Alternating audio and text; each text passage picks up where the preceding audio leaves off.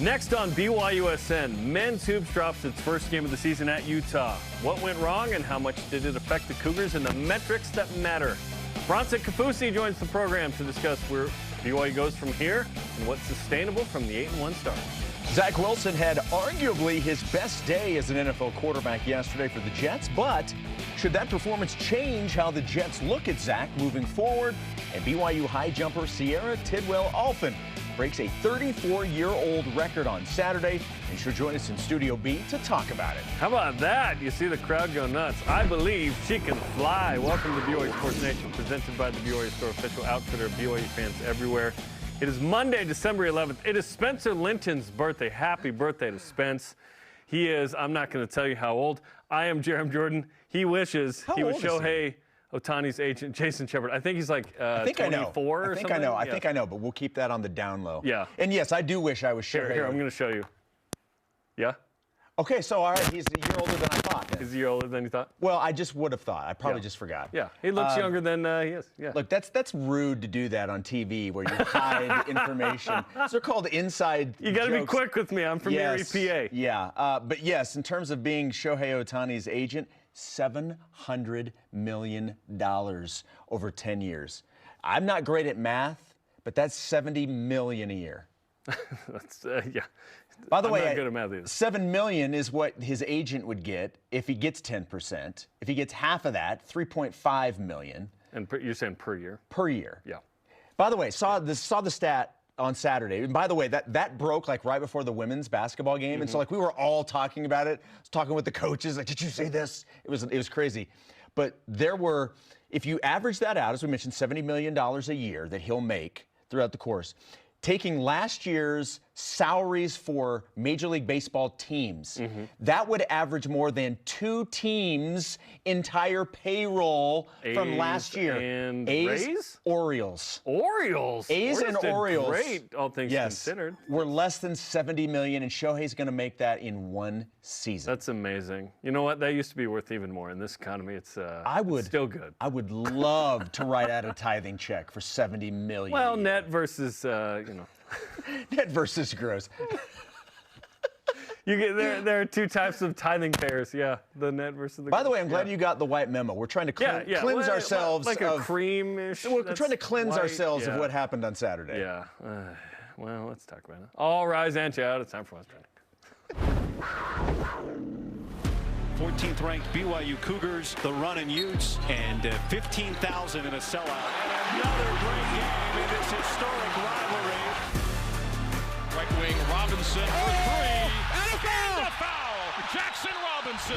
Hey, did BYU win the game? It sure looked like it right there. What's Trending is sponsored by BYU Food to Go, the MVP of your next event. BYU suffers its first loss of the season, 73-69 to that team up north. As Fred Willard said in the iconic mockumentary, A Mighty Win. What happened? Shep, what happened Saturday? Okay. Do you want me to answer this as Fred Willard? the rational person, or do you want me to answer this as the BYU fan? The BYU fan. BYU fan, why that team? Of all the teams in all the land, why did that team have to be the one that handed BYU its first loss? Because you and I both know the Cougars are not going to lose another non-conference game. No. They're going to win the rest, so they had a real Denver, chance. Georgia State, Bellarmine, Wyoming. Yeah. They had a real chance to go undefeated in non-conference play and head into Big 12 play with a 0 in the loss And you column. hope to beat Cincinnati at home in the Absolutely. opener. And then you go to Baylor. Yeah. And that's a top 10 matchup, which would have been wild. So the fan side of me is just like, why that team? Why are they going to be able to have that over and hang that over our heads, that when we get into conference play and there's a 1 in the loss column, that it's them? That's what bugs me more than anything else. The rational side of me says it stinks to lose. You don't want to lose, because, I mean, you want to win every game you play. And you did have a very real chance of going undefeated in non-conference play. But the rational side of me says it's also not a bad loss. BYU's not going to take a major hit for this. No, they're not. The biggest thing that stings is that it was Utah. It's your rival. And you don't want to lose, certainly. Sure. But BYU Net-wise is still in really good shape. Number 3. Number 3 in the net. Ken Pom didn't take a gigantic drop. You're still 8. You didn't move. So the only thing that maybe you're going to be able to see, and we'll find out once the AP poll comes out, is where BYU falls. But I don't even anticipate a major drop in that either. 4 or 5 spots? Yeah, so I'm assuming right around 20 or maybe 18, 19. Yeah. But so it's really not a bad loss. It just really, really stinks that it was Utah. Yeah, and shout out to all the BYU fans that went up to that game. They filled the upper bowl, which is normally pretty empty or covered, and made it a really fun environment. I cannot wait for more BYU-Utah basketball games in the future, hopefully 2 a year. At least it took playing BYU to get the place packed. So they said, hey, Red Rocks are performing. And then they all came. Yeah, no, it was great. They were loud, man. It was loud. I was there. It was great. I hadn't been there in like 4 years. It had been a minute. So I'd been there a week ago. Nice. That's true. Yeah, and similar results. Okay, couple things. BYU did not have a big enough run in this game to come back and win because BYU got down by 14 at half, 16 early in the second half. Too big of a hole. But BYU didn't have that big run. Utah had a 10-0 run. BYU's biggest run was 5-0. They had an 8-1 run. But there was an 8-minute spell where the BYU defense was amazing. They allowed like 1 free throw, no field goals. BYU had to push the pedal down a little more during that time. They did not. Settled for threes a bit, didn't hit them. Unfortunately, died by the 3 in this one, 7 of 30. That's the fewest makes and lowest percentage, 36% of the season. BYU settled a little bit. Second half, they got at the rim way more, and then things turned around. I'll show you some of the numbers in a second. Free throws, obviously an issue, 10 of 18. You got to make a couple of those, and then this is a tie game, or you get the lead late, and you're not playing from behind the whole time. Size was an issue. This is the first game in the 3 before where I felt like, no foos was a problem. Just on the boards, because in the first half, BYU got out-rebounded by 8. This was the nation's second-best rebounding margin team coming in. The second half was much better. And then sticky offensively, 13 assists, tied for fewest of the season. First versus second half. The first half was an issue. So BYU scores 31. They give up 45. Points per possession was low. Rebounds low. Look at the second half, Shep. Only 7 more points, but you allowed 19 fewer points. The defense was markedly different in the second half. Yes, the first half of 31 points was the fewest in a first half by BYU. The 26 allowed, second fewest allowed in the second half this year. Plus 14 on the boards from the first half. Cougars went plus 9. They actually win the rebounding battle. If they had not started so slow, they would have won the game. But ultimately, BYU blinked, and it was 17-5 in the first 5 or 6 minutes. And Gabe Madsen's making step-back contested threes. They start 7 of 10. BYU settles in later, but did not have a big enough run to ultimately come back in this one. They really 9.9. A lot of people talking about that last play. Let's talk about it. BYU gets the stop. Brandon Carlson airballs a would-be end the game 3. 9.9. Quick inbound. Chuck to Ali Khalifa on the run to Dallin Hall to try and get him downhill. Unfortunately, he dribbles it out. Yep. If he controls that ball and gets at the rim at all, Richie Saunders is wide open on the other side. Look at this. For a would-be game-winning 3 there, or he drives at the rim, gets fouled, who knows. Richie, by the way, played great. Spencer Johnson had his first double-double ever, 9 boards in the second half. I like the play call. It's just a bit rushed, and there's 9.9. BYU was playing that like there were 3 seconds. And so, yeah, obviously you live and learn, and BYU loses. So disappointing loss because it's Utah and because it's the first one. In the end, when the dust settles and the emotions settle down, not a bad loss. See, it's a quad 1 on the road. Utah's up to 32. BYU made Utah look, in terms of metrics, by getting that win even better. Not going to be one that hurts you a ton. And we can quantify this in basketball way better than football. But it's not about that today. It's about losing to Utah. Yeah, for me, above anything else that happened in that game, final play, whatever, it was the start. And it's not that BYU has found itself having to come back from a deficit in previous games, but they were up against a better team trying to do it. And sort of to get behind in that game specifically. In that gym. With that environment, that was the one game that you couldn't come out slow. And granted, you had a much better second half, specifically on the defensive end, and you held them 8 or 9 minutes without a field goal. So certainly you put yourself in a position even without the slow start. But to me, the slow start was the reason. Secondarily was the missed free throws. Because let's say even if everything else stays the same and you just make half of your missed free throws, you still win the game. So for me, you're at least tied with 4 more. And so I think the slow start is really what it boiled down to. That was just a game that you could not afford to find yourself down because of the team you were playing, the situation, the fact that it was a rivalry game. If they got a lead at home, knowing what was on the line for them to knock off BYU and a ranked team, it just felt like you can't play from behind in that game. Yeah, BYU's got to make a couple threes a little earlier. 7 for 30 in this game. BYU changed philosophy second half. BYU made great adjustments in the second half to get back in the game, but unfortunately the hole was a little too much, even for Shia LaBeouf to dig out of.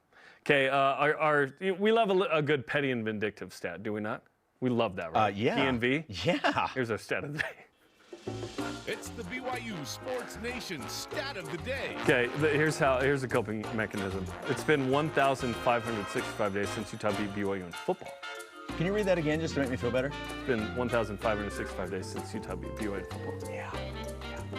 That's where we're going. That's how we're coping on this Monday. So, yep, you can have that one. We will take the football almost 4-ish years streak. Let's go of one game. Hey, and let's also we'll take it. Let's also not gloss over the fact that in the grand scheme of things, BYU basketball has thoroughly dominated Utah basketball. And that makes this even more disappointing. In the last several years. Yeah, that makes, yeah. Even with the loss, it's still heavily in favor in of basketball, BYU. you get back on the horse quick. Yeah. Because you have 2 games the next week, right? Yeah. You're not sitting on like one game. Yeah. So bring on Denver on Wednesday. Hey, we'll see you in the Big 12. We'll see you in the Big 12. Now you're depressing me again. It's a Mailbag Monday where he asks questions. We answer them on the show. Mike Dowling on Facebook asks, how does BYU make up for going cold from 3 in future games to avoid what happened against Utah from happening again? The school record of 8 straight games with 10 or more makes was ended. This team was the #1 make and take team from 3. They went cold. How does BYU avoid that, in your opinion? Yeah, I mean, I'm a believer if the three-point shot is not going, and if you're a team that relies heavily on that, and quite frankly, not just relies on it, but have proven that you are super efficient at it like BYU has. Yeah. If it's not falling and you don't have a guy, say Foose, that you can throw into the post and let him go to work, I'm all for just, as much as you possibly can, driving straight to the basket and seeing what you can do. Even if you they did in the second half. Even if you force fouls and get free throws out of it, I think that's one way that you can sort of change the flow of the game a little bit. If the outside shot's not falling, go right to the rim. Now, you may have a couple of your shots blocked, but I think you put the pressure on the defense at the rim, make them stop you, because you hope that you get the bucket. You hope you get the bucket and the foul, but even if you just get fouled and you see a couple of shots go in, sometimes that's all shooters need. Even if it's a free throw, just hearing that swish can kind of change everything. Yeah, I agree with that. Foose will certainly help whenever he gets back. Ali Khalifa, by the way, 6 assists in this game. Yeah. Are you kidding me? He was pretty good on that end. Unfortunately, Noah Waterman did not have a good game, and that was a struggle. More Jackson Robinson, please. This dude is on fire. He's insanely good. He had 2 layups on the right side of the rim. That one was so high off the glass, and it was a great play. He is so long. Yeah, this was an anomaly. There will be another game or two like this, but I don't see BYU going 7 of 30 very often this year. All right, let's switch gears a little bit and go from basketball to football into the pros. And how about our guy, Zach Wilson? Yo! Begrudgingly got put back in, and I don't mean begrudgingly on him. It sounded like his coach was like, okay, well, I guess we'll go this route, which is just a horrible way to handle it if you're Robert Saleh. But Zach Wilson got the start, and boy, did he pay off for the New York Jets against the Texans. 27 of 36 for 301 yards, 2 touchdowns. Jets blow out Houston 30-6. Should that change how the Jets look at Zach moving forward? No. The Des News reported early in the week that the Jets are going to trade him after the season. So it makes a better trade bait. They get a little more if he's performing well. They let him loose. He showed what he can do. And I don't know if you can say, well, he could have done this the whole time. I'm not sure because the Jets just stink. Remember, his middle name is Kapono, which means proper or righteous one in Hawaii. This was a proper performance from Zach Kapono Wilson. Some of his numbers in his career and where they ranked. Passer rating yesterday, best ever. Completion rate, 75%. Best ever in a game in the NFL. Second time he's ever had a 2-touchdown, no-pick game. Completions, third most. Pass yards, third most. Yards per attempt, fifth most. This was, given the stats and the circumstances, the crowned jewel game for Zach Wilson in his young NFL career. Super happy for him because the circumstances are crap, but he went out there, he played well, and they got a win.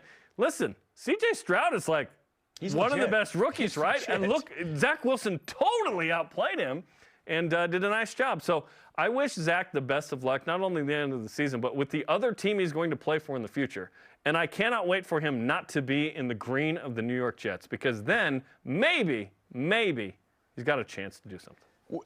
Should it change it? It probably should change how they look at him. Will it change? Probably not, because I think, unfortunately, they've already made their decision. It's also, you've got the caveat that they have Aaron Rodgers, who's right there and is going to be the quarterback at minimum next season. Maybe even towards the end of this year, depending on how this goes, which, again, there's really no point in bringing him back. You're just risking injuring yourself and hurting your opportunities for next season. You're talking about Aaron Rodgers. Talking about Aaron Rodgers, yeah. So it just sounds like... That's a way to keep yourself in the news, though. I know. I might come back. Exactly. Yeah, I know. Yeah. So it should change the way they look at him, because especially, look what happens when you call an offense. It's based on your quarterback's skill set. That was a different play calling from Hackett. Yeah. And we saw what... Now, granted, it's Houston, and Houston has been a surprise team. They have been much better than we all thought. Pressure's off. You're not making the playoffs. Yes. So I understand the circumstances around it. Yeah. But he showed why he was the number 2 overall pick in terms of his skill set. And it's up to you as coaches to game plan for what your quarterback or what your players can do. And I think that was evident on Sunday. And I don't want to read into it too much, but it's the high end for him. We shouldn't read too much into, say, the low. Like in gymnastics, I like how they do the scoring. They throw out the high and the low. Right. And who you are is something in the middle. I would say most people are like that. Like you at your best and you at your worst, probably throw those out. Who you really are is somewhere in the middle. And Zach certainly has struggled. Some of that is on Zach. Some of that is on the Jets. I just want to see Zach for somebody else. I have not been in on the Jets from the beginning, and I look forward to the day he's not there. One thing that yesterday will do for sure. Yesterday is a perfect example of why someone else will trade for Zach Wilson. You remember when, was it Matt Flynn with the Packers had like the best week 17 ever? He like threw for 6 touchdowns or something. The Seahawks were like, dude. Paid him a bunch of money. They drafted Russ Wilson. Never played. And then Matt never plays. So who knows what that means for Zach. But yeah. But that will remind people why you want to trade for him. Yeah, yes. It gives you a high end that encourages you that, hey, maybe that guy could play for us at times. Okay, another Mailbag Monday question. Travis Tingy on Facebook. Is it a big deal to miss out on the extra practices given to a bowl game teams, or do they not mean a lot for the next season? Look, I would say it's a big deal simply because, look, 15 extra practices is still extra time to work on your craft.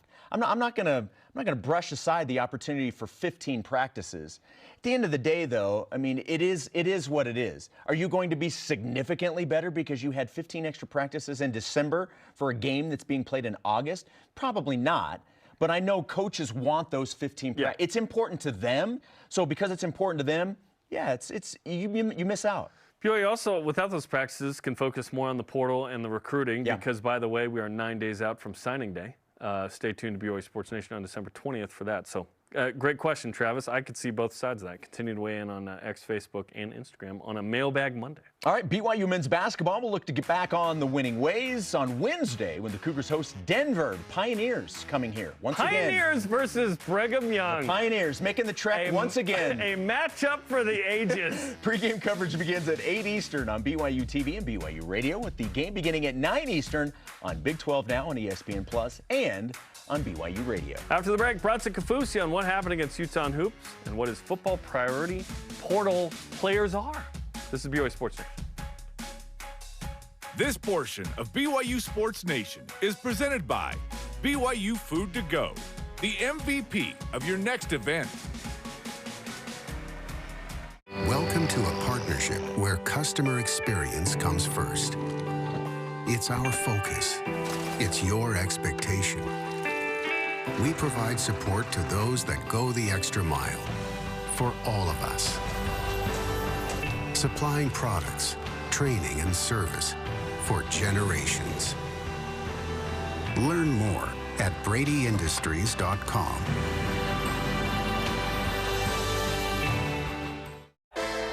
If you're looking to build your brand awareness and increase market share as BYU moves into the Big 12, this is the place, BYU Athletics.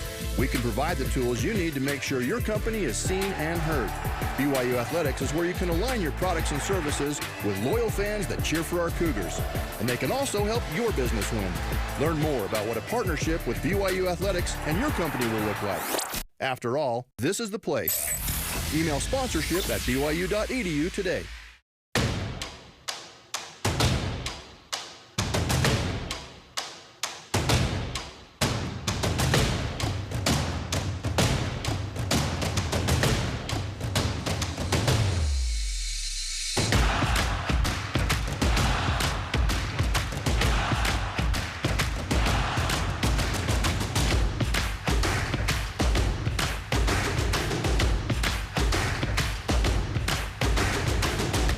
No one brings you closer to Cougar basketball than BYUtv. Join Jerem Jordan, Tyler Hawes, and Kristen Kozlowski on air or online before every game. From in-depth team breakdowns to engaging player profiles, you'll get a 360 take on the team. After the game, join in for expert analysis and what to expect next. It's your ticket inside Cougar hoops as they make their way through Big 12 play. BYUSN countdown and wrap up. Tune in. Join in.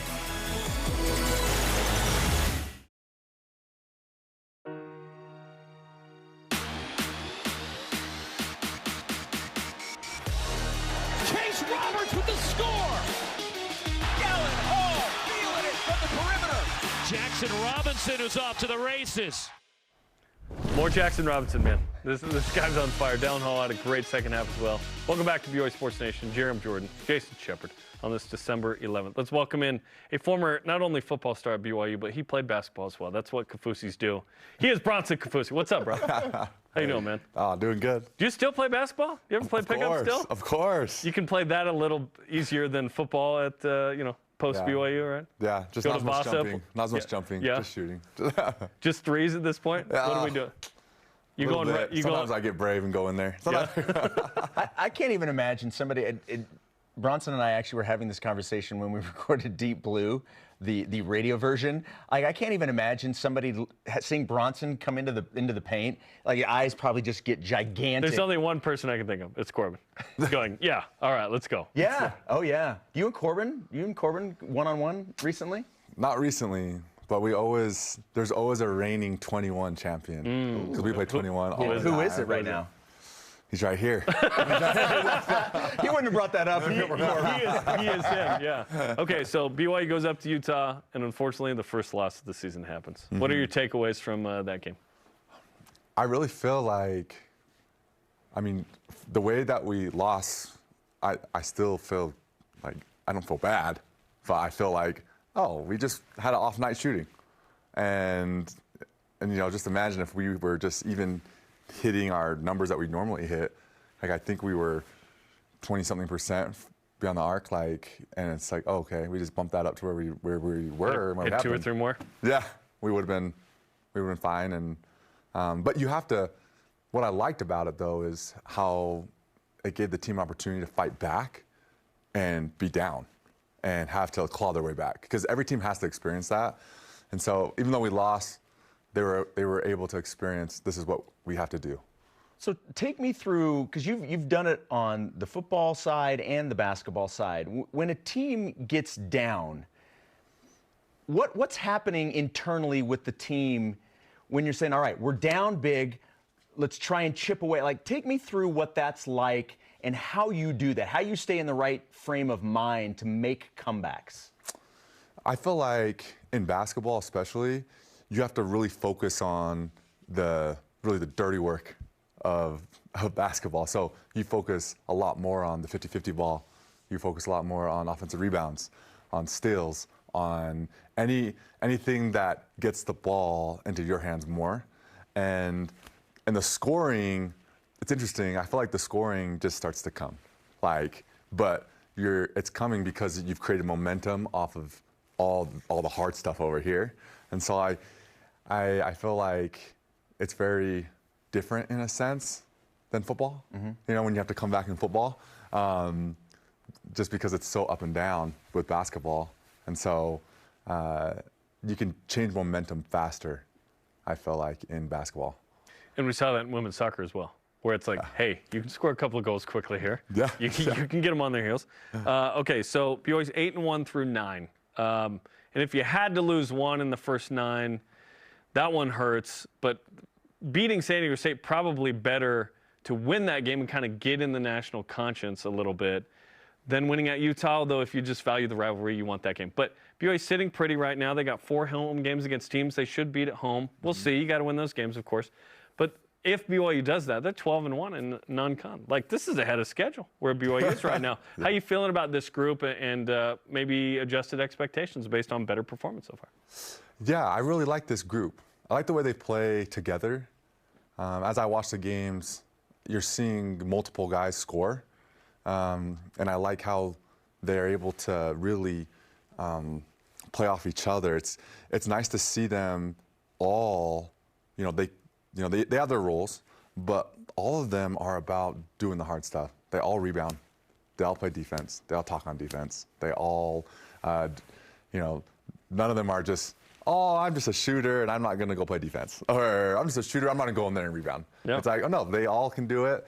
And I love the culture of this team. Like, this culture and the chemistry that's going on right now, I really like it. And I feel like as we move forward now through, the rest of the non-conference games and into the conference, I'm excited because, I mean, where else would you want to be than sitting where we're at, going into a really hard conference schedule with huge opportunity because if we win some of those games, I mean, wow, it's going to be a lot of fun. You could be a little below 500 and be in a great spot. Like, no one frowns upon the 8-10 Big 12 team. Or they say, oh, actually, you're a single-digit seed because you had so many good wins. Yeah.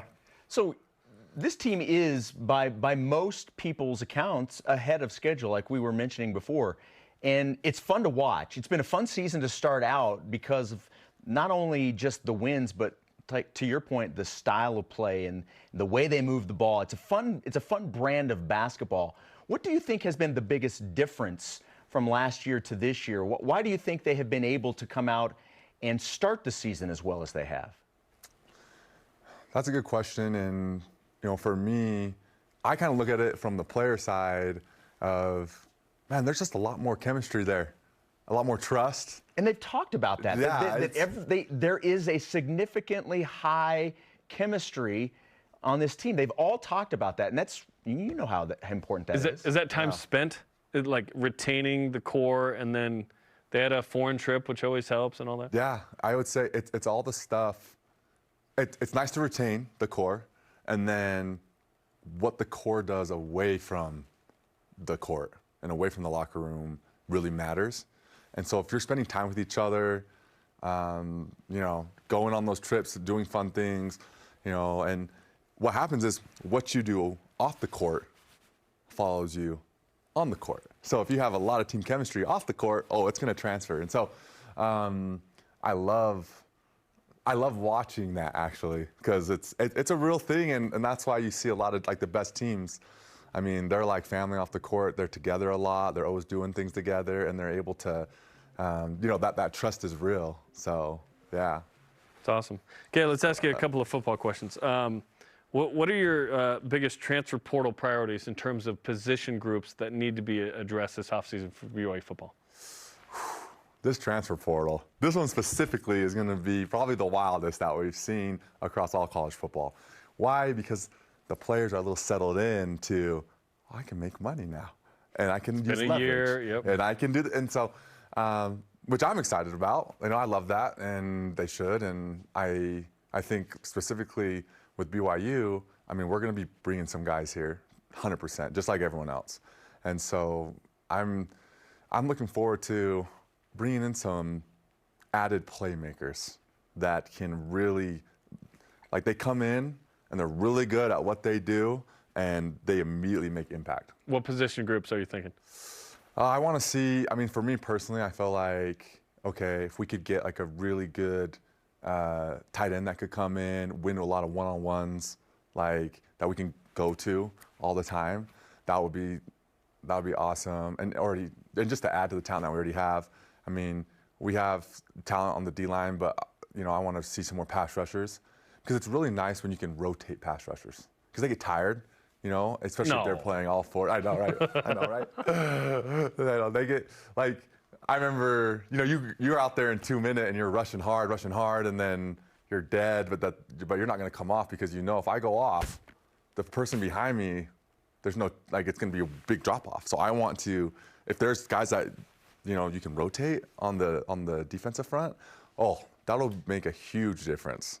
Especially, you know, from this last year where, you know, we wanted to have, you know, more sacks, more pressures on the quarterback, and I feel like that's something that we didn't really happen at the level we were hoping for. I think, right? Yeah, and that's kind of like what I can address that in year 2. Yeah, that in year 2, just by adding some more, you know, just some more talent and more players that can make immediate impact. The coaching staff still has 2 vacancies that they have not filled as of yet: offensive line coach and tight end coach. We're talking the former Packers tight end. That is, Kusi, yes, by the way. Yes. So not talking specific names, but in terms of the type of coaches that you would like to see, what are the traits that you would like to see when BYU makes those hires? You know what? There's a lot of important traits when it comes to coaches, but for me, I mean, this is something that no one will really be able to tell unless you talk to like the coach's former players. But are they a good teacher? I mean, the greatest coaches are the best teachers. And so for me, that's what I would want to have, is someone who is a great teacher, has great experience, but also has a proven track record of being able to coach players, take them from where they're at right here and get them right here. Because that's something I feel like especially here at BYU, I mean, coaches come in and they have to be able to increase, you know, they have to be at a very high level of their coaching, because they got to take guys and bring them, you know, and just bring them along. And I think it's super valuable when you have a coach that's done that before. Like, they can come in and coach a player, and oh man, that's the guy that we want. Okay, let's see who BYU gets. You still look like, 1, you could play, and 2, you don't look like you've aged a day from when you played at BYU. And it's been like almost a decade, it feels like, 10 years. Something. Yeah, like 8 years. 8 years. You still look like 22, 23. I know, you still look young, so congrats on that, and say hi to the fam for us. I will. Thanks for coming on, bro. Yeah. All right, BYU basketball with Mark Pope back on Thursday night as the head coach. Look to recap this week's latest games and preview what's next for the Cougars.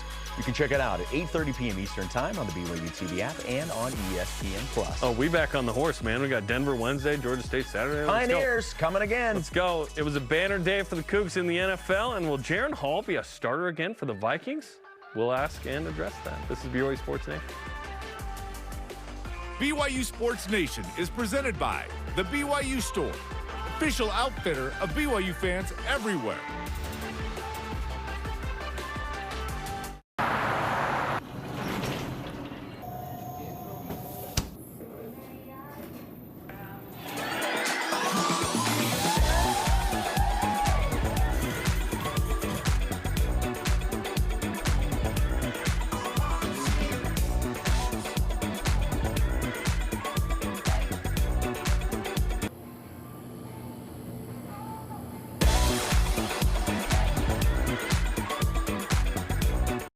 Everyone loves going to the dentist, right? When was the last time you had your teeth cleaned? Heart disease, Alzheimer's, stroke, dementia, and other inflammatory health conditions can be linked to periodontitis, a severe stage of gum disease. To help fight against gum disease, have your teeth cleaned regularly by a dentist or hygienist. To review the science behind these findings, go to visityourdentist.org. Dental cleanings are essential for your health. This message is brought to you by the eAssist Dental Health Education Foundation.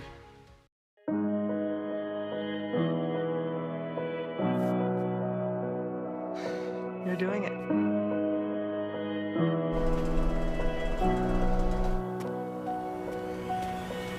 You got this. Yes, this is great.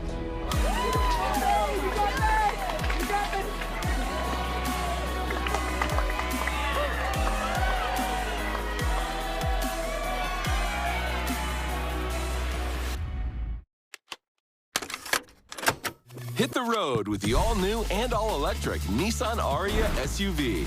Equipped with ProPilot Assist 2.0 that guides you through lane changes and helps you maintain distance between cars. 360-degree traffic monitoring and freeway mapping keeps you centered for smooth and precise driving. ProPilot Assist takes some of the stress out of your commute so you can enjoy the ride. Available at Tim Daly Nissan Southtown and South Jordan. Follow BYU Sports Nation on social media for content throughout the day on Facebook, X, Instagram, YouTube, and TikTok. Welcome back to Studio B. I'm Jerem. He's Jason. Let's get to today's headlines. Number 14, BYU men's basketball suffered their first loss of the season Saturday night in Salt Lake City. Losing to the Utes 73-69, BYU trailed by as much as 16 points, but fought back and had the ball with a chance to tie or take the lead with 10 seconds left. Jackson Robinson led the Cougars with 17 points off the bench. Spencer Johnson had his first career double-double with 10 points and 11 rebounds. Up next, back home at the Marriott Center hosting Denver Wednesday night, 9 p.m. Eastern Time on ESPN Plus and on BYU Radio. Pre-game an hour before. You don't have to walk the plains to be a pioneer. Cougars taking on Denver Wednesday. Women's basketball beat Boise State 65-50 thanks to 18 points from Kaylee Woolston and a 16 and 18 from Lauren Gustin to get to 8-2 on the season. Cougars have to wait until Saturday to play again when they host Idaho State. Cougars in the NFL. We mentioned this earlier in the show. Zach Wilson, 27 of 36 for 301 yards and 2 touchdowns. The Jets defeat the Texans 30-6. This was the first 300-yard game with 2 touchdown and no interception performance in Zach's career. Elsewhere, Fred Warner led the 49ers with 8 tackles and a pass breakup in a 28-16 win over the Seahawks. My condolences. Puka Nacua caught 5 passes. Hey, at least my Chiefs aren't in this anywhere, at least that I can see. You're going to throw a helmet on the ground. Puka Nacua caught 5 passes for 84 yards in a Rams 37-31 loss to the Ravens in OT. Kyle Van Noy had 4 tackles and 2 tackles for loss for the Ravens in the victory. Also, Tyler Algier rushed for had 9 carries for 40 yards in the Falcons' loss to the Buccaneers. Michael Davis, 4 tackles, an incredible interception for the Chargers and a loss to the Broncos. Jamal Williams, 11 for 43 for the Saints, 28-6 win over the Panthers. Taysom Hill missed the game, injured. Stanley Tackett, 4 tackles for the Browns and a 31-27 win over the Jaguars. And tonight, double header of football. Chris Brooks and the Dolphins play the Titans. Zane Anderson and the Packers play the Giants on Monday Night Football. Dang you, Kadarius Toney. Jimmer Fredette and Team Miami took Not over it. I will never be over it. He was over it, though. Jimmer Fredette and Team Miami took 5th place at the 3-on-3 World Tour event in Jeddah, Saudi Arabia over the weekend. Jeddah was the final Masters event of the 2023 3-on-3 World Tour Series. Also a city in Star Wars. Indoor, see Rogue One. Track and Field hosted the BYU December Lexus event. No, just kidding. The December event. Watching too many Christmas commercials. It was not sponsored. Over the weekend, highlighted by high jumper Sierra Tidwell Alphin, breaking a 34-year-old school record, cleared 1.89 meters Saturday. That's over 6'2". The 5-time All-American, now ranked #1 in the country. We'll talk to her coming up in the next segment. Other notable performances include Rebecca Erickson climbing to the #2 spot in the all-time pole vault board program history. Macy Taylor won the pentathlon, program's 8th best score ever. Josh Taylor won 3 sprinting events. And a personal best from Dallin Draper in the 60-meter. BYU Gymnastics received a number 31 ranking in the Women's Collegiate Gymnastics Association preseason poll. BYU opens the season in the Super 16 Las Vegas meet on Saturday, January 6th. And BYU setter Whitney Bauer was drafted this morning by the Atlanta Vibe of the new 7-team Pro Volleyball Federation, a new domestic women's professional volleyball league that begins its inaugural season coming up in January. She was the 9th overall pick and the 2nd of the 2nd round. Congratulations to Whitney Bauer. Those are today's headlines. Let's whip it. Cougar Whip Round is presented by Maersk, your e-commerce logistics shipping partner. All right, after the Ravens-Rams game, Baltimore offensive lineman Morgan Moses said that he asked for Puka Nacua's jersey because his 3 sons love Puka. Moses said after the game, quote, They couldn't come to the game today, so my job, my number one task was, besides protecting Lamar Jackson that is, was to make sure I got his jersey, end quote. Is that the biggest sign of post-game respect? I think it is. If you ask for someone's jersey, that's another level. It's one thing to just like dap up a guy and be like, hey, you're a really good player. But asking for the jersey, that's quite the compliment. Yeah, and that used to be a soccer-only thing, and now we're seeing it in the NBA, we're seeing it in the NFL, and yeah, it's a sign of respect. It's also a sign of, I want to get that jersey as it begins to appreciate. This is a hot item. This is a hot item that I want in my collection. Vikings starting quarterback Josh Dobbs was benched in the fourth quarter in a 3-0 win over the Raiders. Do you think Jaren Hall will get another opportunity to start this season? I certainly hope so. He was on the inactive list for this game. Look, who else do you have? You're not getting any production from any of these other guys. Mullins has started in the NFL. Yeah, but look, Jaren Hall unfortunately had the concussion that took him out of the game, but he was performing well, and by all accounts, the Vikings seem very high on his ability. So I would certainly hope that they will give him a chance throughout the remainder of the season, because I think I think he's probably earned it, but also look at the guys that they've put in that position and the performances they've had. Give Jaren a shot. Yeah, give Jaren a shot. I think he will start a game. Would you love it or hate it if Zach and Jaren were on the same team? Like if the Vikings were like, oh, we want Zach. Would that be weird or cool? Well, it would be cool that they're on the same team, but it would be weird because that means somebody's not going to play. Yeah, I think so. I would hope to avoid that at all costs. Anybody with a Vikings. Yeah. All right, Ken Pom gives BYU men's basketball a 93.2% chance of finishing the non-conference schedule with a 12-1 record. Does that feel right? It does. BYU will be at home, and they're against teams that they very well could beat in the next one. Yeah, honestly, I think it should be higher than that. Okay, 180% of this. Women's hoops won its second straight game. Have they righted the ship after losing to Wyoming and Utah? They have. They're playing really good basketball, and it's starting on the defensive end. Coach Whiting has been talking to these players. You've got to play defense. The other stuff will come if you play defense, and that's some of the things that we're lacking in the two losses. The defensive numbers dropped, and they've gotten back to that over the last two games, and they're in a good spot right now. 8-2 overall. It's a good team. Pretty good stuff, man. One tough week last week. Everything else has been awesome.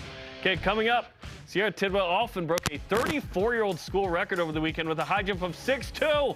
How'd she do it? She jumped high. She'll tell us in studio. This is BYU Sports Nation.